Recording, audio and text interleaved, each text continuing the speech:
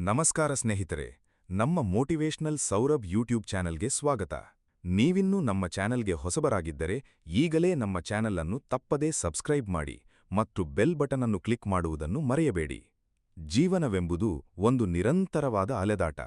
ನಾವು ಯಾರು, ಎಲ್ಲಿಂದ ಬಂದಿದ್ದೇವೆ, ಎತ್ತ ಸಾಗುತ್ತಿದ್ದೇವೆ ಎಂಬ ಕನಿಷ್ಠ ಜ್ಞಾನವೂ ಇಲ್ಲದೆ ಲೌಕಿಕ ಪ್ರಪಂಚದ ಮೋಹದ ಜಾಲದಲ್ಲಿ ಸಿಲುಕಿ ಒದ್ದಾಡುತ್ತಿರುವ ಜೀವಿಗಳು.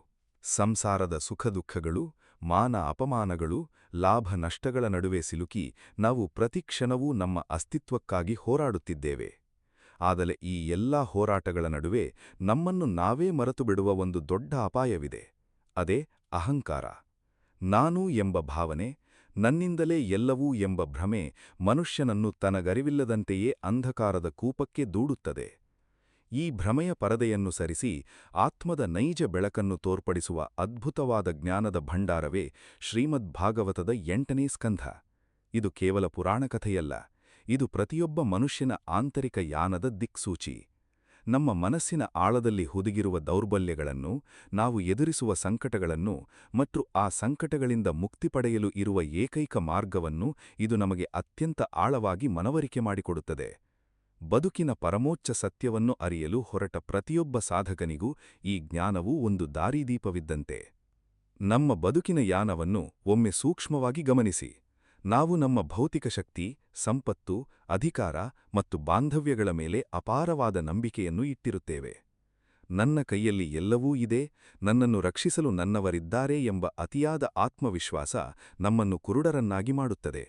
ಆದರೆ ಕಾಲದ ಚಕ್ರ ಉರುಳಿದಂತೆ, ಪರಿಸ್ಥಿತಿಗಳು ಬದಲಾದಾಗ ನಾವು ಅಸಹಾಯಕರಾಗುತ್ತೇವೆ. ಈ ಪ್ರಪಂಚದಲ್ಲಿ ಯಾವುದೂ ಶಾಶ್ವತವಲ್ಲ ಎಂಬ ಸತ್ಯ ನಮಗೆ ಅರಿವಾಗುವುದು ನಾವೊಂದು ಕಡುಕಷ್ಟದ ಪ್ರಪಾತಕ್ಕೆ ಬಿದ್ದಾಗಲೇ.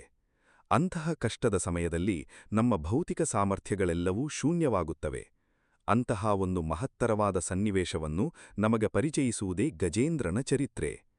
ತ್ರಿಕೂಟ ಪರ್ವತದ ಅತ್ಯಂತ ಸುಂದರವಾದ ಕಾಡಿನಲ್ಲಿ ಆನೆಗಳ ರಾಜನಾಗಿ ತನ್ನ ದೈತ್ಯ ಶಕ್ತಿಯಿಂದ ಅಪ್ರತಿಮ ವೈಭವದಿಂದ ಬಾಳುತ್ತಿದ್ದ ಗಜೇಂದ್ರನು ಕೇವಲ ಒಂದು ಪ್ರಾಣಿಯಲ್ಲ, ಆತ ನಮ್ಮದೇ ಅಹಂಕಾರದ, ನಮ್ಮದೇ ಭೌತಿಕ ಬಲದ ಸಂಕೇತ.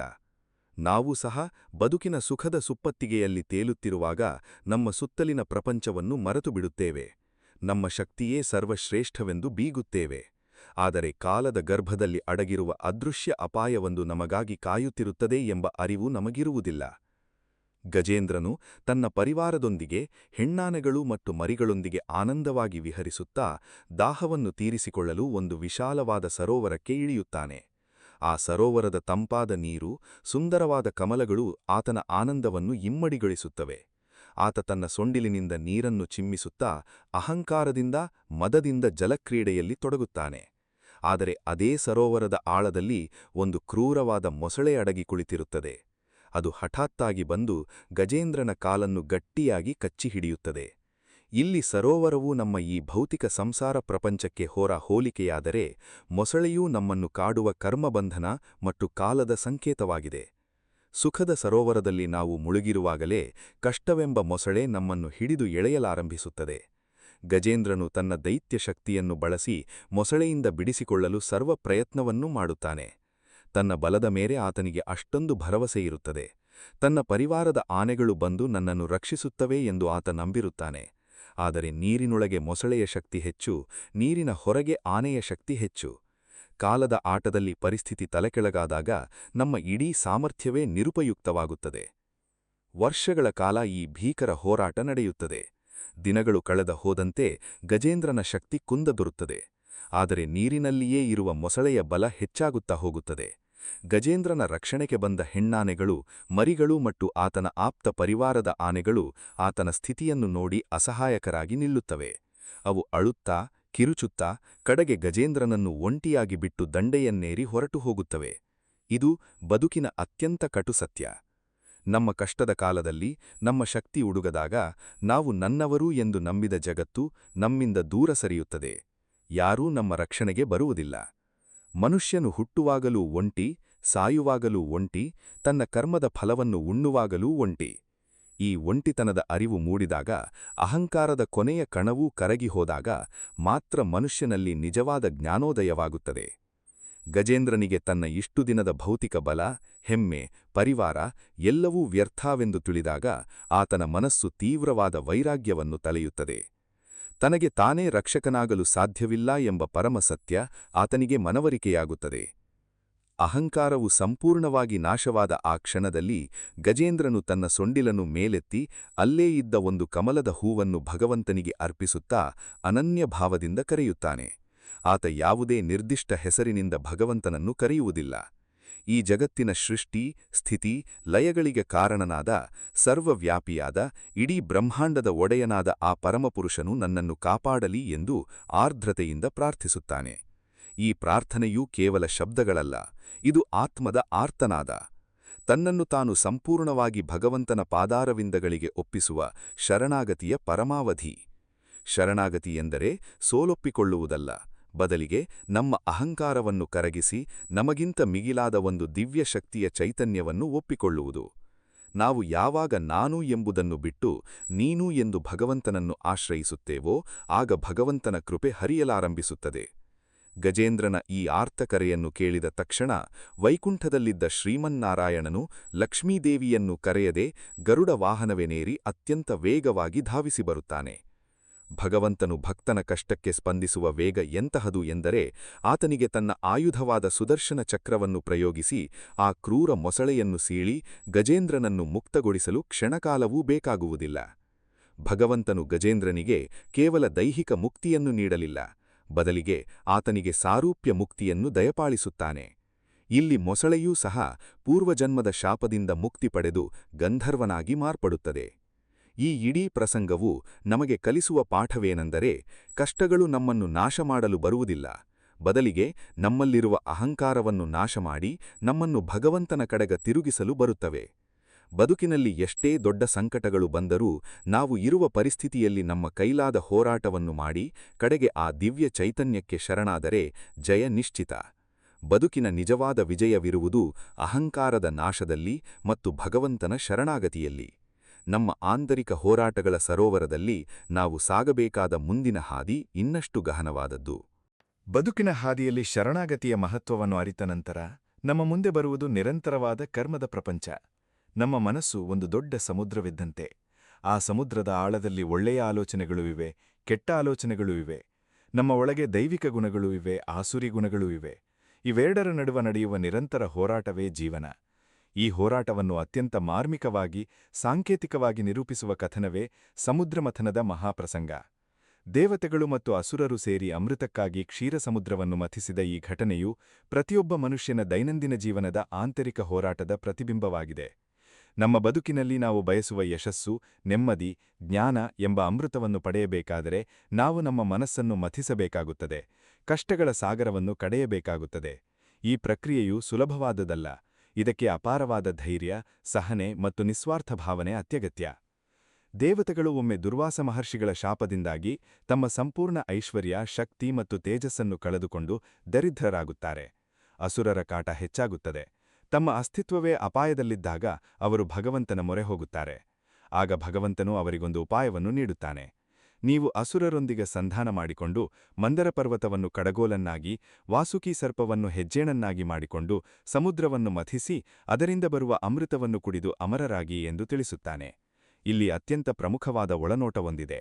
ದೇವತೆಗಳು ಕೇವಲ ತಮ್ಮ ಶಕ್ತಿಯಿಂದ ಸಮುದ್ರವನ್ನು ಕಡೆಯಲು ಸಾಧ್ಯವಿರಲಿಲ್ಲ. ಅವರಿಗೆ ಶತ್ರುಗಳಾದ ಅಸುರರ ಸಹಾಯವೂ ಬೇಕಾಗಿತ್ತು. ನಮ್ಮ ಬದುಕಿನಲ್ಲೂ ಅಷ್ಟೇ. ನಾವು ಕೇವಲ ಸಕಾರಾತ್ಮಕ ಪರಿಸ್ಥಿತಿಗಳಿಂದ ಮಾತ್ರ ಕಲಿಯುವುದಿಲ್ಲ. ನಮಗೆ ಬರುವ ಕಷ್ಟಗಳು, ನಮ್ಮನ್ನು ವಿರೋಧಿಸುವ ಶತ್ರುಗಳು, ನಕಾರಾತ್ಮಕ ಸಂದರ್ಭಗಳೂ ಸಹ ನಮ್ಮ ಬೆಳವಣಿಗೆಗೆ ಪರೋಕ್ಷವಾಗಿ ಕಾರಣವಾಗುತ್ತವೆ. ಕಷ್ಟಗಳಿಲ್ಲದ ಬದುಕು ಮನುಷ್ಯನನ್ನು ಗಟ್ಟಿಗೊಳಿಸುವುದಿಲ್ಲ. ನಕಾರಾತ್ಮಕತೆಯನ್ನು ಸಕಾರಾತ್ಮಕತೆಯನ್ನಾಗಿ ಪರಿವರ್ತಿಸಿಕೊಳ್ಳುವ ಕಲೆ ನಮಗೆ ಸಿದ್ಧಿಸಬೇಕು. ಸಮುದ್ರಮಥನ ಪ್ರಾರಂಭವಾಗುತ್ತದೆ. ಒಂದು ಕಡೆ ಅಸುರರು ವಾಸುಕಿ ಹಾವಿನ ಮುಖದ ಕಡೆಯನ್ನು ಹಿಡಿಯುತ್ತಾರೆ, ಇನ್ನೊಂದು ಕಡೆ ದೇವತೆಗಳು ಬಾನದ ಕಡೆಯನ್ನು ಹಿಡಿಯುತ್ತಾರೆ. ಮಂದರ ಪರ್ವತವನ್ನು ಸಮುದ್ರದ ಮಧ್ಯದಲ್ಲಿ ಇಟ್ಟು ಕಡೆಯಲು ತೊಡಗಿದಾಗ ಭೌತಿಕ ಆಧಾರವಿಲ್ಲದ ಆ ಭಾರವಾದ ಪರ್ವತವು ಸಮುದ್ರದ ಆಳಕ್ಕೆ ಮುಳುಗಲಾರಂಭಿಸುತ್ತದೆ. ಯಾವುದೇ ಒಂದು ದೊಡ್ಡ ಕಾರ್ಯವನ್ನು ಪ್ರಾರಂಭಿಸಿದಾಗ ಆರಂಭದಲ್ಲೇ ಇಂತಹ ವಿಘ್ನಗಳು ಬರುವುದು ಸಹಜ.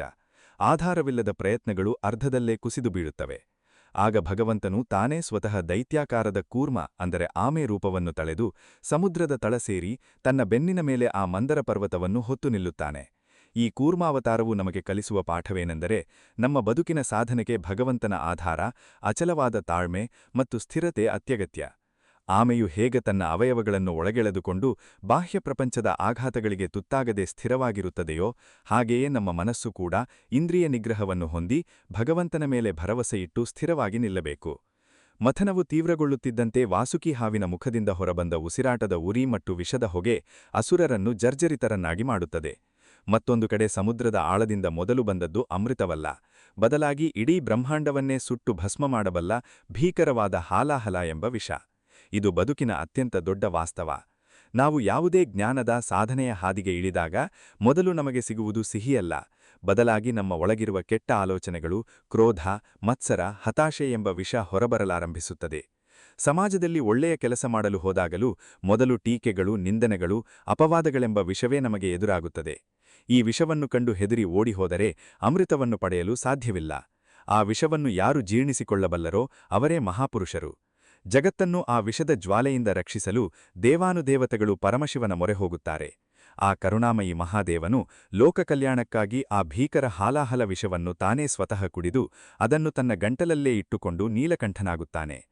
ಶಿವನ ಈ ತ್ಯಾಗವು ನಮಗೆ ನಿಸ್ವಾರ್ಥ ಸೇವೆಯ ಪರಮೋಚ್ಚ ಸಂದೇಶವನ್ನು ನೀಡುತ್ತದೆ. ನಮ್ಮ ಬದುಕಿನಲ್ಲಿ ಬರುವ ಕಷ್ಟಗಳನ್ನು, ಇತರರು ನೀಡುವ ನಿಂದನೆಗಳನ್ನು ನಾವು ನಮ್ಮ ಮನಸ್ಸಿಗೆ ತೆಗೆದುಕೊಳ್ಳದೆ ಅಥವಾ ಇತರರ ಮೇಲೆ ತಾರದೆ ಗಂಟಲಲ್ಲೇ ಇಟ್ಟುಕೊಂಡು ಸಮಾಜಕ್ಕೆ ಒಳ್ಳೆಯದನ್ನು ಮಾಡಬೇಕು. ಸಮುದ್ರಮಥನವು ಮುಂದುವರಿಯುತ್ತಿದ್ದಂತೆ ಒಂದೊಂದಾಗಿ ದಿವ್ಯರತ್ನಗಳು ಹೊರಬರಲಾರಂಭಿಸುತ್ತವೆ.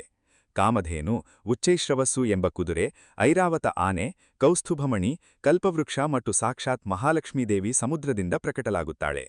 ಲಕ್ಷ್ಮೀದೇವಿಯು ಪ್ರಕಟವಾದಾಗ ಅಲ್ಲಿ ನೆರೆದಿದ್ದ ಎಲ್ಲರೂ ಆಕೆಯ ಸೌಂದರ್ಯಕ್ಕೆ, ವೈಭವಕ್ಕೆ ಮರುಳಾಗುತ್ತಾರೆ. ಆದರೆ ಆ ಜಗನ್ಮಾತೆಯು ಎಲ್ಲರನ್ನೂ ನಿರಾಕರಿಸಿ ಸರ್ವಗುಣ ಸಂಪನ್ನನಾದ, ನಿಸ್ಪೃಹನಾದ ಶ್ರೀಹರಿಯನ್ನು ತನ್ನ ಪತಿಯನ್ನಾಗಿ ವರಿಸುತ್ತಾಳೆ. ಸಂಪತ್ತು ಮತ್ತು ವೈಭವವು ಯಾರ ಹಿಂದ ಬೀಳುತ್ತದೆಯೋ ಅವರನ್ನು ಹುಡುಕಿಕೊಂಡು ಹೋಗುವುದಿಲ್ಲ, ಬದಲಾಗಿ ಯಾರು ಅಹಂಕಾರವಿಲ್ಲದೆ ನಿರಪೇಕ್ಷ ಭಾವದಿಂದ ಇರುತ್ತಾರೋ ಅವರನ್ನು ಹುಡುಕಿಕೊಂಡು ಹೋಗುತ್ತದೆ ಎಂಬುದಕ್ಕೆ ಇದು ಸಾಕ್ಷಿ. ಕೊನೆಯದಾಗಿ ದೇವವೈದ್ಯನಾದ ಧನ್ವಂತರಿಯು ಕೈಯಲ್ಲಿ ಅಮೃತ ಕಲಶವನ್ನು ಹಿಡಿದು ಪ್ರಕಟನಾಗುತ್ತಾನೆ. ಅಮೃತ ಸಿಕ್ಕ ತಕ್ಷಣ ದೇವತೆಗಳು ಮತ್ತು ಅಸುರರ ನಡುವೆ ಅದನ್ನು ಕಿತ್ತುಕೊಳ್ಳಲು ದೊಡ್ಡ ಜಗಳವೇ ಶುರುವಾಗುತ್ತದೆ. ಅಸುರರು ಬಲವಂತವಾಗಿ ಅಮೃತವನ್ನು ಕಿತ್ತುಕೊಳ್ಳುತ್ತಾರೆ. ಸ್ವಾರ್ಥ ಮತ್ತು ಅಧರ್ಮದ ಕೈಗೆ ಅಮೃತ ಸಿಕ್ಕರೆ ಜಗತ್ತಿಗೆ ವಿನಾಶ ಕಾದಿದೆ. ಆಗ ಭಗವಂತನು ಮೋಹಿನಿಯ ರೂಪವನ್ನು ತಳೆದು ಬಂದು ತನ್ನ ಸೌಂದರ್ಯ ಮತ್ತು ಮಾಯೆಯಿಂದ ಅಸುರರನ್ನು ಮರುಳುಗೊಳಿಸಿ ಅಮೃತವನ್ನು ದೇವತೆಗಳಿಗೆ ಮಾತ್ರ ಉಣಿಸುತ್ತಾನೆ. ಈ ಮೋಹಿನಿ ರೂಪವು ಮಾಯೆಯ ಸಂಕೇತ. ಯಾರು ಕೇವಲ ಭೌತಿಕ ಆಕರ್ಷಣೆಗಳಿಗೆ, ಲೌಕಿಕ ಸುಖಗಳಿಗೆ ಮಾರು ಹೋಗುತ್ತಾರೋ ಅವರಿಗೆ ಅಮೃತದ ಸವಿಯುಣ್ಣುವ ಭಾಗ್ಯ ಸಿಗುವುದಿಲ್ಲ. ಆದರೆ ಯಾರು ದೈವಿಕ ಹಾದಿಯಲ್ಲಿ ಸ್ಥಿರವಾಗಿರುತ್ತಾರೋ ಅವರಿಗೆ ಅಮೃತದ ಸವಿಯುಣ್ಣುವ ಭಾಗ್ಯ ಸಿಗುತ್ತದೆ. ಬದುಕಿನ ಹೋರಾಟದಲ್ಲಿ ಏನೇ ಬಂದರೂ ಧರ್ಮದ ಹಾದಿ ಬಿಡಬಾರದು ಎಂಬುದು ಈ ಮಥನದ ಸಾರಾಂಶ. ಈ ಕರ್ಮದ ಹಾದಿಯಲ್ಲಿ ಸಾಗುತ್ತಿರುವಾಗಲೇ ನಮ್ಮ ಮುಂದಿನ ಪರೀಕ್ಷೆಯಾಗಿ ಬರುವುದೇ ತ್ಯಾಗ ಮತ್ತು ಧರ್ಮದ ಅತ್ಯಂತ ಉನ್ನತ ಹಂತ. ಸಮುದ್ರಮಥನದ ನಂತರ ದೇವತೆಗಳು ಅಮೃತರಾಗಿ ಸ್ವರ್ಗದ ಅಧಿಕಾರವನ್ನು ಮರಳಿ ಪಡೆದರೂ ಕಾಲದ ಚಕ್ರ ನಿಲ್ಲುವುದಿಲ್ಲ. ಅಧಿಕಾರ, ಸಂಪತ್ತು ಎಂಬುದು ಒಂದು ಕಡೆ ಸ್ಥಿರವಾಗಿರುವುದಿಲ್ಲ. ಅಸುರರ ರಾಜನಾದ ಬಲಿಚಕ್ರವರ್ತಿಯು ತನ್ನ ಗುರುಗಳಾದ ಶುಕ್ರಾಚಾರ್ಯರ ಮಾರ್ಗದರ್ಶನದಲ್ಲಿ ಅಪಾರವಾದ ಶಕ್ತಿ, ಯಾಗಗಳ ಬಲ ಮತ್ತು ಪ್ರಜಾನುರಾಗದಿಂದ ಇಡೀ ಸ್ವರ್ಗಲೋಕವನ್ನೇ ಗೆದ್ದುಕೊಳ್ಳುತ್ತಾನೆ. ಬಲಿಚಕ್ರವರ್ತಿ ಕೇವಲ ಕ್ರೂರಿಯಾದ ಅಸುರನಲ್ಲ, ಆತ ಅತ್ಯಂತ ಧರ್ಮಾತ್ಮ, ದಾನಶೂರ, ಮಾತು ತಪ್ಪದ ಮಹಾಪುರುಷ. ಆದರೆ ಆತನಲ್ಲೊಂದು ಸೂಕ್ಷ್ಮವಾದ ಅಹಂಕಾರವಿತ್ತು. ನಾನು ಅತ್ಯಂತ ದೊಡ್ಡ ದಾನಿ, ನನ್ನನ್ನು ಮೀರಿದ ಧರ್ಮವಂತರಿಲ್ಲ ಎಂಬ ಸಾತ್ವಿಕ ಅಹಂಕಾರ ಆತನನ್ನು ಆವರಿಸಿತ್ತು. ಈ ಅಹಂಕಾರವು ಎಂತಹವರನ್ನೂ ದಾರಿತಪ್ಪಿಸಬಲ್ಲದು. ಈ ಅಹಂಕಾರವನ್ನು ಕರಗಿಸಿ ಬಲಿಗೆ ಪರಮಪದವನ್ನು ನೀಡಲು ಮತ್ತು ಜಗತ್ತಿಗೆ ಧರ್ಮದ ನಿಜವಾದ ಅರ್ಥವನ್ನು ಕಲಿಸಲು ಭಗವಂತನು ತಳೆದ ಅತ್ಯಂತ ವಿಶಿಷ್ಟವಾದ ಅವತಾರವೇ ವಾಮನಾವತಾರ. ದೇವತೆಗಳ ತಾಯಿಯಾದ ಅದಿತಿಯ ಪ್ರಾರ್ಥನೆಗೆ ಒಲೆದು ಭಗವಂತನು ಆಕೆಯ ಗರ್ಭದಲ್ಲಿ ಸಣ್ಣ ವಟು ಬ್ರಾಹ್ಮಣ ಬಾಲಕ ರೂಪದಲ್ಲಿ ಜನ್ಮ ತಳೆಯುತ್ತಾನೆ.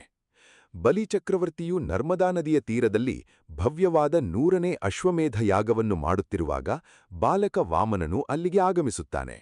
ಆ ಪುಟ್ಟ ಬಾಲಕನ ಮುಖದ ತೇಜಸ್ಸು, ನಡಿಗೆಯ ಗಾಂಭೀರ್ಯವನ್ನು ನೋಡಿ ಇಡೀ ಯಾಗಶಾಲೆಯೇ ಸ್ತಬ್ಧವಾಗುತ್ತದೆ. ಬಲಿಚಕ್ರವರ್ತಿಯು ಅತ್ಯಂತ ಗೌರವದಿಂದ ಆ ಬಾಲಕನನ್ನು ಸ್ವಾಗತಿಸಿ ಪೂಜಿಸಿ, ಹೇ ಬ್ರಾಹ್ಮಣಕುಮಾರನೇ, ನಿನಗೆ ಏನು ಬೇಕೋ ಕೇಳು. ಭೂಮಿ, ಚಿನ್ನ, ಹಸುಗಳು, ರಥಗಳು, ಕನ್ಯೆಯರು ಏನನ್ನು ಕೇಳಿದರೂ ನಾನು ದಾನ ಮಾಡಲು ಸಿದ್ಧನಿದ್ದೇನೆ ಎನ್ನುತ್ತಾನೆ. ಬಲಿಯ ಈ ಮಾತುಗಳಲ್ಲಿ ಆತನ ದಾನಗುಣದ ಜೊತೆಗೆ ನಾನು ಏನು ಬೇಕಾದರೂ ಕೊಡಬಲ್ಲೆ ಎಂಬ ಅಹಂಕಾರದ ಛಾಯೆಯೂ ಇತ್ತು. ಆಗ ವಾಮನನು ಮುಗುಳ್ನಗುತ್ತಾ, ಓ ರಾಜನೇ, ನನಗೆ ನಿಮ್ಮ ದೊಡ್ಡ ರಾಜ್ಯವಾಗಲಿ ಅಪಾರ ಸಂಪತ್ತಾಗಲಿ ಬೇಡ. ನನ್ನ ಕಾಲಿನ ಅಳತೆಯಲ್ಲಿ ಕೇವಲ 3 ಹೆಜ್ಜೆ ಭೂಮಿಯನ್ನು ಕೊಟ್ಟರೆ ಸಾಕು ಎನ್ನುತ್ತಾನೆ. ಈ ಪುಟ್ಟ ಬೇಡಿಕೆಯನ್ನು ಕೇಳಿ ಬಲಿಗೆ ನಗು ಬರುತ್ತದೆ. ನನ್ನಂತಹ ಇಡೀ ಬ್ರಹ್ಮಾಂಡದ ಒಡೆಯನ ಬಳಿ ಬಂದು ಕೇವಲ 3 ಹೆಜ್ಜೆ ಭೂಮಿಯನ್ನು ಕೇಳುತ್ತಿದೆಯಲ್ಲ, ಇದು ನಿನ್ನ ಬಾಲಿಶತನ ಎನ್ನುತ್ತಾನೆ. ಆದರೆ ಬಲಿಯ ಗುರುಗಳಾದ ಶುಕ್ರಾಚಾರ್ಯರು ದಿವ್ಯದೃಷ್ಟಿಯಿಂದ ಬಂದಿರುವುದು ಸಾಮಾನ್ಯ ಬಾಲಕನಲ್ಲ, ಸಾಕ್ಷಾತ್ ಜಗನ್ನಾಥನಾದ ಶ್ರೀಹರಿ ಎಂಬುದನ್ನು ಅರಿತುಕೊಳ್ಳುತ್ತಾರೆ. ಅವರು ಬಲಿಯನ್ನು ತಡೆದು, ಇವನಿಗೆ ದಾನ ಕೊಡಬೇಡ, ಇವನು ನಿನ್ನ ಇಡೀ ಐಶ್ವರ್ಯವನ್ನು ಕಿತ್ತುಕೊಳ್ಳಲು ಬಂದಿರುವ ವಿಷ್ಣು, ಇವನಿಗೆ 3 ಹೆಜ್ಜೆ ಕೊಟ್ಟರೆ ನೀನು ಸರ್ವಸ್ವವನ್ನೂ ಕಳೆದುಕೊಳ್ಳುತ್ತೀಯಾ ಎಂದು ಎಚ್ಚರಿಸುತ್ತಾರೆ. ಆದರೆ ಬಲಿಚಕ್ರವರ್ತಿ ತನ್ನ ಮಾತಿಗೆ ಕಟ್ಟುಬಿದ್ದಿರುತ್ತಾನೆ. ಬಂದಿರುವುದು ಸಾಕ್ಷಾತ್ ಭಗವಂತನೇ ಆಗಿದ್ದರೆ ಆತನಿಗೆ ದಾನ ನೀಡುವ ಭಾಗ್ಯಕ್ಕಿಂತ ದೊಡ್ಡದು ಬೇರೇನಿದೆ? ಕೊಟ್ಟ ಮಾತಿನಿಂದ ಹಿಂದೆ ಸರಿದರೆ ನನ್ನ ಧರ್ಮಕ್ಕೆ ಚ್ಯುತಿ ಬರುತ್ತದೆ. ಪ್ರಾಣ ಹೋದರೂ ನಾನು ದಾನ ನೀಡಿಯೇ ತೀರುತ್ತೇನೆ ಎಂದು ಗುರುಗಳ ಮಾತನ್ನು ಮೀರಿ ದಾನ ಮಾಡಲು ಸಿದ್ಧನಾಗುತ್ತಾನೆ. ಇದು ಬಲಿಯ ಉದಾತ್ತ ಗುಣಕ್ಕೆ ಸಾಕ್ಷಿ. ಬಲಿಚಕ್ರವರ್ತಿಯು ಕಮಂಡಲದ ನೀರನ್ನು ಧಾರೆ ಎರೆದು ದಾನಸಂಕಲ್ಪ ಮಾಡಿದ ತಕ್ಷಣ ಆ ಪುಟ್ಟ ವಾಮನನು ತನ್ನ ನಿಜರೂಪವನ್ನು ಪ್ರಕಟಿಸಲು ತೊಡಗುತ್ತಾನೆ. ಆತ ಬೆಳೆಯುತ್ತಾ ಬೆಳೆಯುತ್ತಾ ಇಡೀ ಬ್ರಹ್ಮಾಂಡವನ್ನೇ ಆವರಿಸುವ ವಿರಾಟ ರೂಪವನ್ನು ತಳೆಯುತ್ತಾನೆ. ಆತನ 1 ಹೆಜ್ಜೆ ಇಡೀ ಭೂಮಂಡಲವನ್ನು ಆವರಿಸುತ್ತದೆ. 2ನೇ ಹೆಜ್ಜೆ ಇಡೀ ಆಕಾಶ ಮತ್ತು ಸ್ವರ್ಗಲೋಕಗಳನ್ನು ವ್ಯಾಪಿಸುತ್ತದೆ. ಇಡೀ ಸೃಷ್ಟಿಯೇ ಆತನ ಉದರದಲ್ಲಿ ಅಡಗಿರುವಂತೆ ಭಾಸವಾಗುತ್ತದೆ. ಈಗ ಭಗವಂತನ 3ನೇ ಹೆಜ್ಜೆಗೆ ಜಾಗವೇ ಇರುವುದಿಲ್ಲ. ಇಡೀ ಬ್ರಹ್ಮಾಂಡವನ್ನೇ ಗೆದ್ದಿದ್ದ ಬಲಿಚಕ್ರವರ್ತಿ ಈಗ ತನ್ನದೇ ರಾಜ್ಯದಲ್ಲಿ ಅಸಹಾಯಕನಾಗಿ ನಿಲ್ಲುತ್ತಾನೆ. ಆಗ ಭಗವಂತನು ಬಲಿಯನ್ನು ಕೇಳುತ್ತಾನೆ, ಓ ರಾಜನೇ, ನಿನ್ನ ಇಡೀ ಸಾಮ್ರಾಜ್ಯವನ್ನು ನನ್ನ 2 ಹೆಜ್ಜೆಗಳಿಂದ ಅಳೆದಾಯಿತು. ಈಗ ನನ್ನ 3ನೇ ಹೆಜ್ಜೆಯನ್ನು ಎಲ್ಲಿಡಬೇಕು? ನೀನು ಮಾತು ತಪ್ಪಿದಂತಾಯಿತು, ನಿನ್ನ ದಾನ ಪೂರ್ಣವಾಗಲಿಲ್ಲ ಎನ್ನುತ್ತಾನೆ. ಆಗ ಬಲಿಚಕ್ರವರ್ತಿಯಲ್ಲಿ ಯಾವುದೇ ಭಯವಾಗಲಿ ಪಶ್ಚಾತ್ತಾಪವಾಗಲಿ ಇರುವುದಿಲ್ಲ. ಆತನಲ್ಲಿಂದ ಆ ಕೊನೆಯ ಅಹಂಕಾರದ ಪರದೆಯೂ ಹರಿದು ಹೋಗುತ್ತದೆ. ಆತ ಅತ್ಯಂತ ನಮ್ರತೆಯಿಂದ ಭಗವಂತನ ಮುಂದೆ ಮಂಡಿಯೂರಿ, ಹೇ ಪ್ರಭು, ಸಂಪತ್ತಿಗಿಂತ ಸಂಪತ್ತಿನ ಒಡೆಯ ದೊಡ್ಡವನು. ಈ ಭೂಮಿ, ಸ್ವರ್ಗ ಎಲ್ಲವೂ ನಿನ್ನದೇ. ಆದರೆ ಈ ದೇಹ ಮತ್ತು ನನ್ನೊಳಗಿರುವ ಆತ್ಮ ನನ್ನದು. ದಯವಿಟ್ಟು ನಿನ್ನ 3ನೇ ಹೆಜ್ಜೆಯನ್ನು ನನ್ನ ತಲೆಯ ಮೇಲಿಡು ಎಂದು ತನ್ನನ್ನು ತಾನೇ ಸಂಪೂರ್ಣವಾಗಿ ಸಮರ್ಪಿಸಿಕೊಳ್ಳುತ್ತಾನೆ. ಈ ಆತ್ಮಸಮರ್ಪಣೆಯೇ ಭಗವಂತನಿಗೆ ಅತ್ಯಂತ ಪ್ರಿಯವಾದದ್ದು. ನಾವಿಲ್ಲಿ ಸೂಕ್ಷ್ಮವಾಗಿ ಗಮನಿಸಬೇಕು. ಭಗವಂತನು ಬಲಿಯಿಂದ ಎಲ್ಲವನ್ನೂ ಕಿತ್ತುಕೊಳ್ಳಲಿಲ್ಲ, ಬದಲಾಗಿ ಆತನನ್ನು ಅಹಂಕಾರದಿಂದ ಮುಕ್ತಗೊಳಿಸಿದನು. ತನ್ನನ್ನು ತಾನು ಅರ್ಪಿಸಿಕೊಂಡ ಬಲಿಗೆ ಭಗವಂತನು ಸುತಲ ಲೋಕದ ಅಧಿಪತ್ಯವನ್ನು ನೀಡಿ ತಾನೇ ಸ್ವತಃ ಆ ಲೋಕದ ದ್ವಾರಪಾಲಕನಾಗಿ ಬಲಿಯ ರಕ್ಷಣೆಗೆ ನಿಲ್ಲುತ್ತಾನೆ. ಇದು ಭಗವಂತನ ಕಾರುಣ್ಯದ ಪರಾಕಾಷ್ಠೆ. ವಾಮನಾವತಾರವು ನಮಗೆ ಕಲಿಸುವ ಪಾಠವೇನೆಂದರೆ, ನಾವು ಮಾಡುವ ದಾನ, ಧರ್ಮ, ಪೂಜೆಗಳು ನಮ್ಮಲ್ಲಿ ಹೆಮ್ಮೆಯನ್ನು ತರಬಾರದು. ನಾವೀ ಪ್ರಪಂಚದಲ್ಲಿ ಯಾವುದನ್ನೂ ನಮ್ಮೊಂದಿಗೆ ತಂದಿಲ್ಲ, ಯಾವುದನ್ನೂ ತೆಗೆದುಕೊಂಡು ಹೋಗುವುದಿಲ್ಲ. ಎಲ್ಲವೂ ಆ ಭಗವಂತನದೇ. ನಾವು ಕೇವಲ ನಿಮಿತ್ತ ಮಾತ್ರ. ನಮ್ಮಲ್ಲಿರುವ ಸಂಪತ್ತು, ಕೀರ್ತಿ ಎಲ್ಲವೂ ಭಗವಂತನ ಭಿಕ್ಷೆ ಎಂಬ ಅರಿವು ಮೂಡಿದಾಗ ನಮ್ಮ ಬದುಕು ಪಾವನವಾಗುತ್ತದೆ. ಬಲಿಚಕ್ರವರ್ತಿಯಂತೆ ನಮ್ಮ ಅಹಂಕಾರವನ್ನು ಭಗವಂತನ ಪಾದಕ್ಕೆ ಒಪ್ಪಿಸಿದಾಗ ಆತ ನಮ್ಮನ್ನು ಕೇವಲ ರಕ್ಷಿಸುವುದಲ್ಲದೆ ನಮ್ಮ ಹೃದಯದ ದ್ವಾರಪಾಲಕನಾಗಿ ನಮ್ಮಲ್ಲೇ ನೆಲೆಸುತ್ತಾನೆ. ಬದುಕಿನ ಈ ದಿವ್ಯ ಸತ್ಯಗಳನ್ನು ಅರಿತುಕೊಂಡ ನಂತರ ನಮ್ಮ ಆಂತರಿಕ ಯಾನವು ಮತ್ತಷ್ಟು ಆಳವಾದ ಆಧ್ಯಾತ್ಮಿಕ ಸತ್ಯಗಳ ಕಡೆಗೆ ಸಾಗಬೇಕಾಗಿದೆ. ಈ ಭೌತಿಕ ಜಗತ್ತಿನ ಮಾಯೆಯನ್ನು ದಾಟಿ ಆತ್ಮದ ಪರಮಶಾಂತಿಯನ್ನು ಕಂಡುಕೊಳ್ಳುವ ಹಾದಿ ನಮ್ಮ ಮುಂದೆ ತೆರೆದುಕೊಳ್ಳುತ್ತಿದೆ. ನಾವು ಬದುಕಿನಲ್ಲಿ ಎದುರಿಸುವ ಪ್ರತಿಯೊಂದು ಘಟನೆಯೂ ಆಕಸ್ಮಿಕವಲ್ಲ. ಅದರ ಹಿಂದೆ ಕಾಲದ ನಿಗೂಢ ಚಲನೆ ಮತ್ತು ಕರ್ಮದ ಅವಿನಾಭಾವ ಸಂಬಂಧವಿರುತ್ತದೆ. ಗಜೇಂದ್ರನ ಆರ್ತನಾದ, ದೇವ ಅಸುರರ ಸಮುದ್ರಮಥನ ಮತ್ತು ಬಲಿಚಕ್ರವರ್ತಿಯ ಆತ್ಮಸಮರ್ಪಣೆ ಇವೆಲ್ಲವೂ ಕೇವಲ ಕಥೆಗಳಲ್ಲ. ಇವು ನಮ್ಮ ಜೀವನದ ವಿವಿಧ ಹಂತಗಳಲ್ಲಿ ಎದುರಾಗುವ ಸ್ಥಿತ್ಯಂತರಗಳು. ಕಾಲವು ಅತ್ಯಂತ ಬಲಶಾಲಿಯಾದುದು. ಅದು ರಾಜನನ್ನು ಭಿಕ್ಷುಕನನ್ನಾಗಿ ಮಾಡಬಲ್ಲದು, ಭಿಕ್ಷುಕನನ್ನು ರಾಜನನ್ನಾಗಿ ಮಾಡಬಲ್ಲದು. ಈ ಕಾಲದ ಆಟವನ್ನು ಅರ್ಥಮಾಡಿಕೊಳ್ಳದ ಮನುಷ್ಯನು ನಿರಂತರವಾಗಿ ಭ್ರಮೆಯಲ್ಲೇ ಬದುಕುತ್ತಿರುತ್ತಾನೆ. ನಾವು ನಮ್ಮ ಜೀವನದಲ್ಲಿ ಯಶಸ್ಸು ಸಿಕ್ಕಾಗ ಬೀಗುತ್ತೇವೆ, ಅಪಜಯ ಬಂದಾಗ ಕುಸಿದು ಬೀಳುತ್ತೇವೆ. ಆದರೆ ಈ 2 ಸ್ಥಿತಿಗಳು ತಾತ್ಕಾಲಿಕ ಎಂಬ ಸತ್ಯವನ್ನು ನಮಗೆ ಕಾಲವು ನೆನಪಿಸುತ್ತಲೇ ಇರುತ್ತದೆ. ಕರ್ಮದ ನಿಯಮವು ಅತ್ಯಂತ ಕಟ್ಟುನಿಟ್ಟಾದದು. ನಾವು ಏನನ್ನು ಬಿತ್ತುತ್ತೇವೆಯೋ ಅದನ್ನೇ ಕೊಯ್ಯುತ್ತೇವೆ. ಗಜೇಂದ್ರನು ಪೂರ್ವಜನ್ಮದಲ್ಲಿ ಇಂದ್ರದ್ಯುಮ್ನ ಎಂಬ ಮಹಾರಾಜನಾಗಿದ್ದನು. ಆತ ಉತ್ತಮ ಭಕ್ತನಾಗಿದ್ದರೂ ಒಮ್ಮೆ ಅಗಸ್ತ್ಯ ಮಹರ್ಷಿಗಳು ಬಂದಾಗ ಪೂಜೆಯಲ್ಲೇ ಮುಳುಗಿ ಅವರಿಗೆ ಯೋಗ್ಯ ಮರ್ಯಾದೆಯನ್ನು ನೀಡಲಿಲ್ಲ. ಆ ಉದಾಸೀನತೆ, ಆ ಭಕ್ತಿಯ ಅಹಂಕಾರದಿಂದಾಗಿ ಆತನಿಗೆ ಆನೆಯಾಗಿ ಹುಟ್ಟುವ ಶಾಪ ಸಿಕ್ಕಿತು. ಹಾಗೆಯೇ ಮೊಸಳೆಯೂ ಪೂರ್ವಜನ್ಮದಲ್ಲಿ ಹೂಹೂ ಎಂಬ ಗಂಧರ್ವನಾಗಿದ್ದು ದೇವಲ ಮುನಿಗಳ ಕಾಲನ್ನು ನೀರಿನಲ್ಲಿ ತಮಾಷೆಗಾಗಿ ಎಳೆದಿದ್ದರಿಂದ ಮೊಸಳೆಯಾಗುವ ಶಾಪವನ್ನು ಪಡೆದಿದ್ದನು. ನೋಡಿ, ಒಂದು ಸಣ್ಣ ತಪ್ಪು, ಒಂದು ಸಣ್ಣ ಅಹಂಕಾರದ ವರ್ತನೆ ನಮ್ಮನ್ನು ಎಷ್ಟು ಕೆಳಮಟ್ಟಕ್ಕೆ ತಳ್ಳಬಲ್ಲದು ಎಂಬುದಕ್ಕೆ ಇದು ನಿದರ್ಶನ. ಆದರೆ ಭಗವಂತನ ಲೀಲೆಯಂತಹದು ಎಂದರೆ ಆ ಶಾಪವೇ ಅವರಿಗೆ ಮುಕ್ತಿಯ ಹಾದಿಯಾಗಿ ಮಾರ್ಪಟ್ಟಿತು. ನಮ್ಮ ಬದುಕಿನಲ್ಲಿ ಬರುವ ಕಷ್ಟಗಳೂ ಅಷ್ಟೇ. ಅವು ನಮ್ಮ ಪೂರ್ವಕರ್ಮಗಳ ಫಲವಾಗಿ ಬಂದರೂ ಅವುಗಳ ಮೂಲಕ ನಾವು ನಮ್ಮ ಆತ್ಮವನ್ನು ಶುದ್ಧೀಕರಿಸಿಕೊಳ್ಳಲು ಒಂದು ಅವಕಾಶ ಸಿಗುತ್ತದೆ. ಕಷ್ಟಗಳನ್ನು ಶಾಪ ಎಂದು ಭಾವಿಸದೆ ಅವುಗಳನ್ನು ನಮ್ಮ ತಪ್ಪುಗಳನ್ನು ತಿದ್ದಿಕೊಳ್ಳುವ ಸಾಧನಗಳಾಗಿ ನೋಡಬೇಕು. ಸಮುದ್ರಮಥನದ ಸಂದರ್ಭದಲ್ಲೂ ಇದೇ ಕರ್ಮದ ತತ್ವ ಕೆಲಸ ಮಾಡುತ್ತದೆ. ದೇವತೆಗಳು ತಮ್ಮ ಸಂಪತ್ತಿನ ಮದದಿಂದಾಗಿ ಶ್ರೇಷ್ಠ ಮುನಿಗಳನ್ನು ಅಪಮಾನಿಸಿದಾಗ ಐಶ್ವರ್ಯವನ್ನು ಕಳೆದುಕೊಂಡರು. ಆದರೆ ಅವರು ಕಷ್ಟ ಬಂದಾಗ ಒಗ್ಗಟ್ಟಿನಿಂದ ಅಸುರರೊಂದಿಗೂ ಸೇರಿ ಕಷ್ಟಪಡಲು ಸಿದ್ಧರಾದಾಗ ಅವರಿಗೆ ಅಮೃತ ಸಿಕ್ಕಿತು. ನಮ್ಮ ಜೀವನದ ಸುಖ ಎಂಬ ಅಮೃತವೂ ಸುಮ್ಮನೆ ಸಿಗುವುದಿಲ್ಲ. ಅದಕ್ಕೆ ನಮ್ಮ ಒಳಗಿನ ಸುಖ ಮತ್ತು ದುಃಖ, ಒಳೆಯಿತು ಮತ್ತು ಕೆಡುಗುಗಳ ನಡುವೆ ಮಥನ ನಡೆಯಬೇಕು. ಆ ಮಥನದಿಂದ ಹೊರಬರುವ ಕಷ್ಟಗಳನ್ನು ತಡೆದುಕೊಳ್ಳುವ ಶಕ್ತಿ ನಮ್ಮಲ್ಲಿರಬೇಕು. ನಾವು ಕಷ್ಟಗಳಿಗೆ ಹೆದರಿ ಹಿಂಜರಿದರೆ ಬದುಕಿನ ನೈಜ ಮೌಲ್ಯ ನಮಗೆ ತಿಳಿಯುವುದೇ ಇಲ್ಲ. ಜೀವನದಲ್ಲಿ ಬರುವ ಪ್ರತಿಯೊಂದು ಸವಾರು ನಮ್ಮನ್ನು ಇನ್ನಷ್ಟು ಪರಿಪಕ್ವಗೊಳಿಸಲು ಬರುವ ಒಂದು ಪ್ರಕೃತಿಯ ನಿಯಮ. ಆ ನಿಯಮವನ್ನು ಗೌರವಿಸಿ ಧೃತಿಗೆಡದೆ ಮುನ್ನಡೆಯುವುದೇ ನಿಜವಾದ ಪುರುಷಾರ್ಥ. ಬಲಿ ಚಕ್ರವರ್ತಿಯ ಇತಿಹಾಸವೂ ನಮಗೆ ಇದನ್ನೇ ಕಲಿಸುತ್ತದೆ. ಬಲಿ ತಾನು ಮಾಡಿದ ಪುಣ್ಯ ಕಾರ್ಯಗಳಿಂದಾಗಿ ಇಡೀ ಜಗತ್ತನ್ನು ಆಳುವ ಶಕ್ತಿಯನ್ನು ಪಡೆದಿದ್ದನು. ಆದರೆ ಆ ಪುಣ್ಯದ ಜೊತೆಗೆ ಬಂದ ಅಹಂಕಾರ ಆತನ ಪತನಕ್ಕೆ ಕಾರಣವಾಗುತ್ತಿತ್ತು. ಭಗವಂತನು ವಾಮನನಾಗಿ ಬಂದು ಆತನನ್ನು ರಕ್ಷಿಸಿದನು. ಭಗವಂತನು ನಮ್ಮಿಂದ ಏನಾದರೂ ಕಿತ್ತುಕೊಳ್ಳುತ್ತಿದ್ದಾನೆ ಎಂದರೆ ಅದಕ್ಕಿಂತ ಶ್ರೇಷ್ಠವಾದದ್ದನ್ನು ನಮಗೆ ನೀಡಲು ಸಿದ್ಧನಾಗುತ್ತಿದ್ದಾನೆ ಎಂದೇ ಅರ್ಥ. ನಾವು ಲೌಕಿಕ ವಸ್ತುಗಳ ಮೇಲಿನ ಮೋಹದಿಂದಾಗಿ ಅವುಗಳನ್ನು ಗಟ್ಟಿಯಾಗಿ ಹಿಡಿದಿಟ್ಟುಕೊಳ್ಳಲು ಪ್ರಯತ್ನಿಸುತ್ತೇವೆ. ಆದರೆ ಕಾಲವು ಅವುಗಳನ್ನು ನಮ್ಮಿಂದ ಕಿತ್ತುಕೊಂಡಾಗ ನಾವು ಅಳುತ್ತೇವೆ. ಭಗವಂತನು ಬಲಿಯಿಂದ ಭೌತಿಕ ರಾಜ್ಯವನ್ನು ಕಿತ್ತುಕೊಂಡು ಆತನಿಗೆ ತನ್ನದೇ ಆದ ಆಂತರಿಕ ಸಾನ್ನಿಧ್ಯವನ್ನು ನೀಡಿದನು.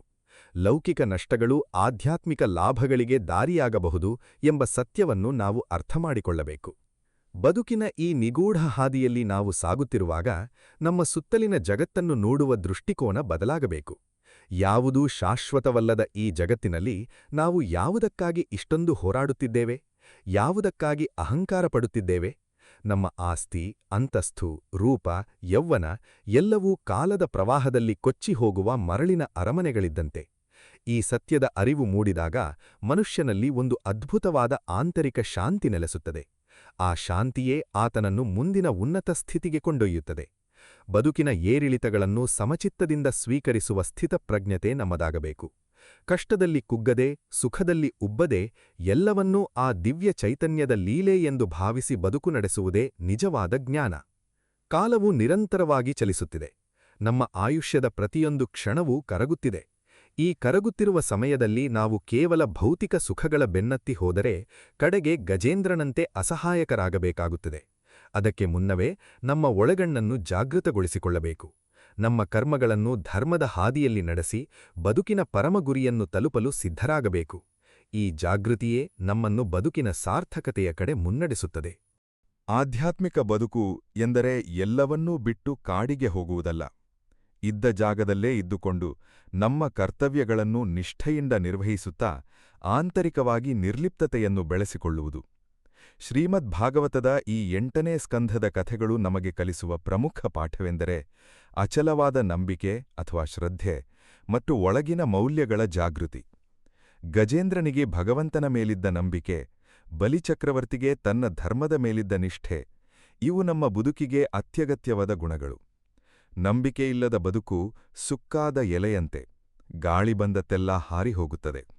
ನಮಗೆ ನಮ್ಮ ಮೇಲೆ ನಂಬಿಕೆ ಇರಬೇಕು. ನಮ್ಮನ್ನು ಮುನ್ನಡೆಸುವ ಆ ದಿವ್ಯ ಶಕ್ತಿಯ ಮೇಲೆ ನಂಬಿಕೆ ಇರಬೇಕು. ಈ ನಂಬಿಕೆಯೇ ಕತ್ತಲಲ್ಲಿ ಬೆಳಕಿನ ಕಿರಣವನ್ನು ತೋರಿಸುತ್ತದೆ. ನಾವು ದೈನಂದಿನ ಜೀವನದಲ್ಲಿ ಅನೇಕ ಸಣ್ಣಪುಟ್ಟ ಕಷ್ಟಗಳಿಗೆ ಹೆದರಿ ಆತಂಕಕ್ಕೆ ಒಳಗಾಗುತ್ತೇವೆ. ಮನಸ್ಸು ಹತಾಶೆಯಿಂದ ತುಂಬಿಹೋಗುತ್ತದೆ. ಅಂತಹ ಸಮಯದಲ್ಲಿ ನಾವು ಗಜೇಂದ್ರನ ಶರಣಾಗತಿಯನ್ನು ನೆನಪಿಸಿಕೊಳ್ಳಬೇಕು. ನಮ್ಮ ಶಕ್ತಿ ಮುಗಿದ ಜಾಗದಲ್ಲಿ ಭಗವಂತನ ಶಕ್ತಿ ಆರಂಭವಾಗುತ್ತದೆ. ಆದರೆ ಆ ಶಕ್ತಿಯನ್ನು ಪಡೆಯಲು ನಮ್ಮಲ್ಲಿ ಅಹಂಕಾರದ ಲೇಷವೂ ಇರಬಾರದು. ನಾವು ಅನೇಕ ಬಾರಿ ಪ್ರಾರ್ಥನೆ ಮಾಡುತ್ತೇವೆ, ಆದರೆ ಆ ಪ್ರಾರ್ಥನೆಯಲ್ಲಿ ಆರ್ದ್ರತೆ ಇರುವುದಿಲ್ಲ. ಕೇವಲ ಬೇಡಿಕೆಗಳ ಪಟ್ಟಿ ಇರುತ್ತದೆ. ನಿಜವಾದ ಪ್ರಾರ್ಥನೆ ಎಂದರೆ ಭಗವಂತನಲ್ಲಿ ನಮ್ಮನ್ನು ನಾವು ಕರಗಿಸಿಕೊಳ್ಳುವುದು. ನನ್ನ ಇಷ್ಟದಂತೆ ಏನೂ ನಡೆಯುವುದು ಬೇಡ ಪ್ರಭು, ನಿನ್ನ ಇಚ್ಛೆಯಂತೆ ಎಲ್ಲವೂ ನಡೆಯಲಿ ಎಂದು ಒಪ್ಪಿಕೊಳ್ಳುವುದೇ ಅತ್ಯುನ್ನತ ಭಕ್ತಿ. ಈ ಭಕ್ತಿ ನಮ್ಮಲ್ಲಿ ಮೂಡಿದಾಗ ಯಾವುದೇ ಕಷ್ಟವೂ ನಮಗೆ ದೊಡ್ಡದಾಗಿ ಕಾಣಿಸುವುದಿಲ್ಲ. ಸಮುದ್ರ ಮಥನದಲ್ಲಿ ಹೊರಬಂದ ರತ್ನಗಳಂತೆ ನಮ್ಮ ಮನಸ್ಸಿನಲ್ಲೂ ಅನೇಕ ಸದ್ಗುಣಗಳಿವೆ. ಆದರೆ ಅವುಗಳನ್ನು ಹೊರತರಲು ನಿರಂತರವಾದ ಅಭ್ಯಾಸ ಮತ್ತು ವೈರಾಗ್ಯದ ಅಗತ್ಯವಿದೆ. ನಮ್ಮ ಇಂದ್ರಿಯಗಳನ್ನು ಹತೋಟಿಯಲ್ಲಿಟ್ಟುಕೊಂಡು ಲೌಕಿಕ ಆಕರ್ಷಣೆಗಳಿಗೆ ಬಲಿಯಾಗದೇ ಇರುವುದೇ ಧನ್ವಂತರಿಯ ಅಮೃತವನ್ನು ಪಡೆಯುವ ಮಾರ್ಗ. ನಾವು ಬಾಹ್ಯ ಪ್ರಪಂಚದ ಭೋಗವಸ್ತುಗಳಲ್ಲಿ ಸುಖವನ್ನು ಹುಡುಕುತ್ತಿದ್ದೇವೆ, ಆದರೆ ನಿಜವಾದ ಸುಖವಿರುವುದು ನಮ್ಮ ಒಳಗಿನ ಶಾಂತಿಯಲ್ಲಿ. ಆ ಆಂತರಿಕ ಅಮೃತವನ್ನು ಸವಿಯಬೇಕಾದರೆ ನಾವು ಮೋಹಿನಿ ಎಂಬ ಮಾಯೆಯ ಪರದೆಯನ್ನು ದಾಟಬೇಕು. ಮಾಯೆಯೆಂದರೆ ಇಲ್ಲದ್ದನ್ನು ಇದ್ದಂತೆ ತೋರಿಸುವ ಭ್ರಮೆ. ಈ ಪ್ರಪಂಚದ ನಾಶವಾಗುವ ವಸ್ತುಗಳೇ ಶಾಶ್ವತ ಎಂದು ನಂಬುವುದೇ ದೊಡ್ಡ ಮಾಯೆ.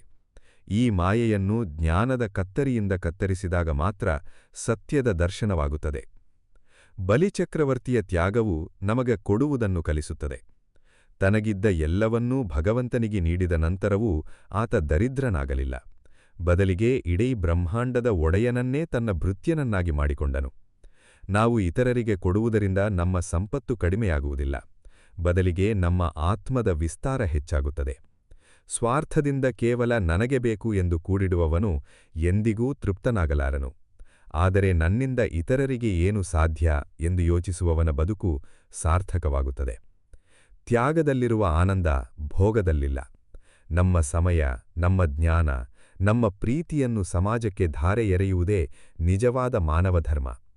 ಈ ಧರ್ಮದ ಹಾದಿಯಲ್ಲಿ ನಡೆದಾಗ ಭಗವಂತನೇ ನಮ್ಮ ಬೆನ್ನು ಹಿಂದೆ ನಿಂತು ಕಾಯುತ್ತಾನೆ. ನಮ್ಮ ಬದುಕಿನ ನಿಜವಾದ ವಿಜಯವಿರುವುದು ಬಾಹ್ಯ ಜಗತ್ತನ್ನು ಗೆಲ್ಲುವುದರಲ್ಲ, ನಮ್ಮ ಆಂತರಿಕ ಶತ್ರುಗಳಾದ ಕಾಮ, ಕ್ರೋಧ, ಲೋಭ, ಮೋಹ, ಮದ, ಮತ್ಸರಗಳನ್ನು ಗೆಲ್ಲುವುದರಲ್ಲಿ. ಇವುಗಳೇ ನಮ್ಮನ್ನು ಕಾಡುವ ನಿಜವಾದ ಮೊಸಳೆಗಳು. ಇವುಗಳಿಂದ ಮುಕ್ತಿ ಪಡೆಯಲು ನಮಗೆ ಜ್ಞಾನವೆಂಬ ಸುದರ್ಶನ ಚಕ್ರದ ಅಗತ್ಯವಿದೆ. ಆ ಚಕ್ರವನ್ನು ಪ್ರದಾನ ಮಾಡುವವನು ಆ ಪರಮಾತ್ಮನೇ. ಆತನನ್ನು ನಮ್ಮ ಹೃದಯದಲ್ಲಿ ಪ್ರತಿಷ್ಠಾಪಿಸಿಕೊಳ್ಳಬೇಕು. ನಮ್ಮ ಪ್ರತಿಯೊಂದು ಆಲೋಚನೆಯೂ, ಪ್ರತಿಯೊಂದು ಕ್ರಿಯೆಯೂ ಆತನಿಗೆ ಮಾಡುವ ಪೂಜೆಯಾಗಬೇಕು. ಆಗ ಬದುಕು ಕೇವಲ ಒಂದು ಅಸ್ತಿತ್ವದ ಹೋರಾಟವಾಗದೆ ಒಂದು ಸುಂದರವಾದ ಉತ್ಸವವಾಗಿ ಮಾರ್ಪಡುತ್ತದೆ. ನಾವು ನಮ್ಮ ದೌರ್ಬಲ್ಯಗಳನ್ನು ಒಪ್ಪಿಕೊಂಡು ಅವುಗಳನ್ನು ದಾಟಲು ಸಿದ್ಧರಾಗಬೇಕು. ತಪ್ಪುಗಳು ಎಲ್ಲರಿಂದಲೂ ಆಗುತ್ತವೆ, ಆದರೆ ಆ ತಪ್ಪುಗಳಲ್ಲೇ ಮುಳುಗಿರದೆ ಅವುಗಳಿಂದ ಪಾಠ ಕಲಿತು ಮೇಲೇಳಬೇಕು. ಬದುಕು ನಮಗೆ ಪ್ರತಿ ಕ್ಷಣವೂ ಒಂದು ಹೊಸ ಅವಕಾಶವನ್ನು ನೀಡುತ್ತದೆ. ಆ ಅವಕಾಶವನ್ನು ಬಳಸಿಕೊಂಡು ನಮ್ಮನ್ನು ನಾವು ಉತ್ತಮಪಡಿಸಿಕೊಳ್ಳಬೇಕು. ನಮ್ಮ ನಂಬಿಕೆ ಅಚಲವಾಗಿರಲಿ, ನಮ್ಮ ಹಾದಿ ಧರ್ಮದ್ದಾಗಿರಲಿ. ಈ ಆಂತರಿಕ ಮೌಲ್ಯಗಳ ಜಾಗೃತಿಯೇ ನಮ್ಮನ್ನು ಬದುಕಿನ ಪರಾಕಾಷ್ಠೆಗೆ ಕೊಂಡೊಯ್ಯುತ್ತದೆ. ಮುಂದಿನ ಭಾಗದಲ್ಲಿ ನಾವು ಈ ಇಡೀ ಜ್ಞಾನದ ತೀರ್ಮಾನವನ್ನು ಮತ್ತು ನಮ್ಮ ಜೀವನದ ಪರಮೋಚ್ಚ ರೂಪಾಂತರದ ರಹಸ್ಯವನ್ನು ಮುಟ್ಟಲಿದ್ದೇವೆ. ಆ ಯಾನಕ್ಕೆ ನಮ್ಮ ಮನಸ್ಸನ್ನು ಸಿದ್ಧಗೊಳಿಸೋಣ. ಈಗ ನಾವು ನಮ್ಮ ಆಂತರಿಕ ಯಾನದ ಕೊನೆಯ ಮತ್ತು ಅತ್ಯಂತ ಪ್ರಮುಖವಾದ ಘಟ್ಟಕ್ಕೆ ಬಂದಿದ್ದೇವೆ. ಗಜೇಂದ್ರನ ಕಥೆಯಿಂದ ಹಿಡಿದು ವಾಮನನ ವಿರಾಟ ರೂಪದವರೆಗೆ ನಾವು ಕಂಡುಕೊಂಡ ಜ್ಞಾನವು ಕೇವಲ ಕೇಳಿ ಮರೆಯುವ ಕಥೆಯಲ್ಲ, ಇದು ನಮ್ಮ ಆತ್ಮದ ಜಾಗೃತಿಯ ಮಹಾಮಂತ್ರ. ನಮ್ಮ ಬದುಕು ಈಗ ಎಲ್ಲಿದೆ ಮತ್ತು ಎತ್ತ ಸಾಗಬೇಕು ಎಂಬ ಸ್ಪಷ್ಟ ಚಿತ್ರಣ ನಮಗೆ ಸಿಕ್ಕಿದೆ. ನಾವು ನಮ್ಮ ಇಡೀ ಜೀವನವನ್ನೂ ಕೇವಲ ಭೌತಿಕ ಸುಖಗಳಿಗಾಗಿ, ತಾತ್ಕಾಲಿಕ ಕೀರ್ತಿಗಾಗಿ ವ್ಯರ್ಥ ಮಾಡುತ್ತಿದ್ದೇವೆಯೇ, ಅಥವಾ ಬದುಕಿನ ಪರಮಸತ್ಯವಾದ ಮುಕ್ತಿಯ ಕಡೆಗೆ ಹೆಜ್ಜೆಯಿಡುತ್ತಿದ್ದೇವೆಯೇ ಎಂದು ನಮಗೆ ನಾವೇ ಪ್ರಶ್ನೆ ಮಾಡಿಕೊಳ್ಳುವ ಸಮಯ ಬಂದಿದೆ.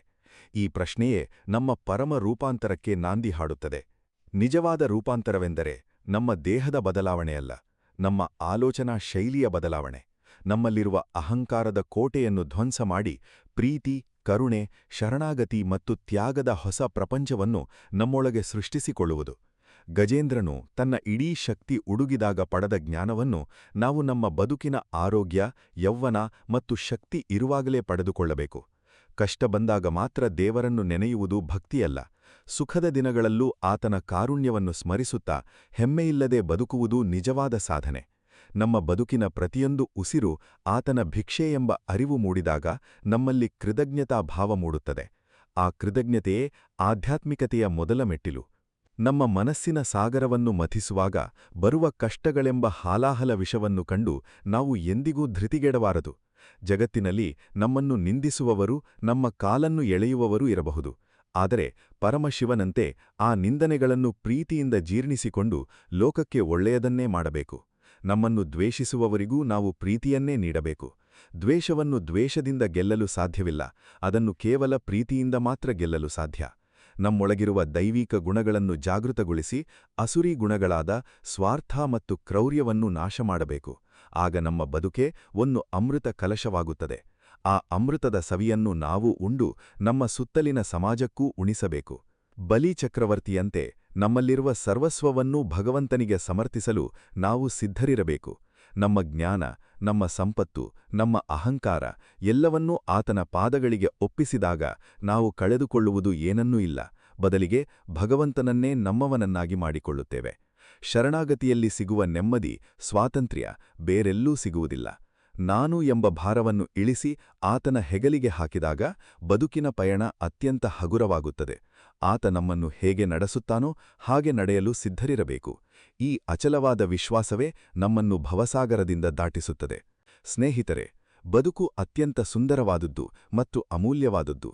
ಇದನ್ನು ಕೇವಲ ಸಣ್ಣಪುಟ್ಟ ಜಗಳಗಳು, ದ್ವೇಷ, ಅಸೂಯೆಗಳಲ್ಲಿ ಕಳೆದುಕೊಳ್ಳಬೇಡಿ. ಯಾರೂ ಇಲ್ಲಿ ಶಾಶ್ವತವಾಗಿ ಇರಲು ಬಂದಿಲ್ಲ. ನಾವು ಹೋಗುವಾಗ ನಮ್ಮೊಂದಿಗೆ ತರುವುದು ಕೇವಲ ನಾವು ಮಾಡಿದ ಪುಣ್ಯ ಮತ್ತು ಇತರರಿಗೆ ನೀಡಿದ ಪ್ರೀತಿಯನ್ನು ಮಾತ್ರ. ಅದಕ್ಕೆ ಈ ಕ್ಷಣದಿಂದಲೇ ನಿಮ್ಮ ಬದುಕನ್ನು ಬದಲಾಯಿಸಿಕೊಳ್ಳಿ. ನಿಮ್ಮ ಒಳಗಿರುವ ದೈವಿಕ ಚೈತನ್ಯವನ್ನು ಜಾಗೃತಗೊಳಿಸಿ. ಪ್ರತಿಯೊಬ್ಬರಲ್ಲೂ ಆ ಭಗವಂತನನ್ನೇ ಕಾಣಿ.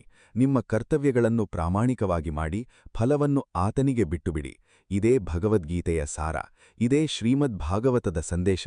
ಈ ಜ್ಞಾನವನ್ನು ನಿಮ್ಮ ಜೀವನದಲ್ಲಿ ಅಳವಡಿಸಿಕೊಂಡಾಗ ನಿಮ್ಮ ಆಂತರಿಕ ರೂಪಾಂತರ ಪೂರ್ಣಗೊಳ್ಳುತ್ತದೆ ಮತ್ತು ನಿಮ್ಮ ಬದುಕು ಸಾರ್ಥಕತೆಯ ಪರಾಕಾಷ್ಠೆಯನ್ನು ತಲುಪುತ್ತದೆ. ನಿಮ್ಮ ಇಡೀ ಅಸ್ತಿತ್ವವೇ ಈಗ ಆ ದಿವ್ಯ ಬೆಳಕಿನಿಂದ ತುಂಬಿ ಹೋಗಲಿ. ನಿಮ್ಮೆಲ್ಲ ಆತಂಕಗಳು, ಭಯಗಳು ಕರಗಿ ಹೋಗಲಿ. ಭಗವಂತನ ಅಚಲ ಕೃಪೆ ನಿಮ್ಮ ಮೇಲಿರಲಿ. ನಿಮ್ಮ ಬದುಕಿನ ಹಾದಿ ಸುಗಮವಾಗಲಿ, ಮಂಗಳಕರವಾಗಲಿ. ನಿಮ್ಮೊಳಗಿನ ಗಜೇಂದ್ರನು ಮುಕ್ತಿ ಪಡೆಯಲಿ. ನಿಮ್ಮ ಮನದ ಸಾಗರದಿಂದ ಅಮೃತ ಉಕ್ಕಿ ಬರಲಿ. ವಾಮನನ ಪಾದ ನಿಮ್ಮ ಹೃದಯವನ್ನು ಪಾವನಗೊಳಿಸಲಿ. ನಿಮ್ಮ ಜೀವನದ ಈ ದಿವ್ಯ ಪಯಣಕ್ಕೆ ನನ್ನ ಅನಂತ ಶುಭ ಹಾರೈಕೆಗಳು. ಜಾಗೃತರಾಗಿ ಮುನ್ನಡೆಯಿರಿ. ಪರಮಶಾಂತಿಯನ್ನು ಕಂಡುಕೊಳ್ಳಿ. ಇದಿಷ್ಟು ಈ ಸಂಚಿಕೆಯ ವಿಷಯವಾಗಿದೆ. ಈ ಸಂಚಿಕೆಯ ಅನಿಸಿಕೆ, ಅಭಿಪ್ರಾಯಗಳನ್ನ ತಪ್ಪದೇ ನಮ್ಮೊಂದಿಗೆ ಹಂಚಿಕೊಳ್ಳಿ ಮತ್ತು ಲೈಕ್ ಮಾಡುವುದನ್ನು ಮರೆಯಬೇಡಿ. ಈ ಸಂಚಿಕೆ ನಿಮಗೆ ಇಷ್ಟವಾಗಿದ್ದಲ್ಲಿ ಹರೇ ಕೃಷ್ಣ ಎಂದು ಕಮೆಂಟ್ ಮಾಡಿ ಅಥವಾ ನಿಮ್ಮ ಇಷ್ಟದ ದೇವರ ಹೆಸರನ್ನು ಕಮೆಂಟ್ನಲ್ಲಿ ಬರೆಯಿರಿ. ಆ ಭಗವಂತನು ನಿಮ್ಮೆಲ್ಲರನ್ನೂ ಆಶೀರ್ವದಿಸಲಿ. ವಂದನೆಗಳು.